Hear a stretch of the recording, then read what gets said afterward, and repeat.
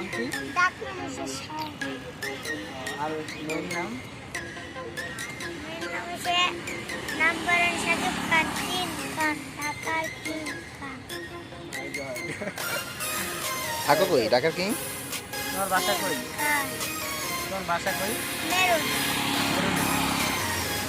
তোমার বাবা মা কি করে? বাবা কাজ করে। নাটক।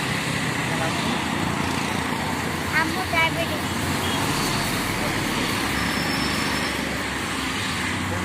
তোমার চালানো লাগে।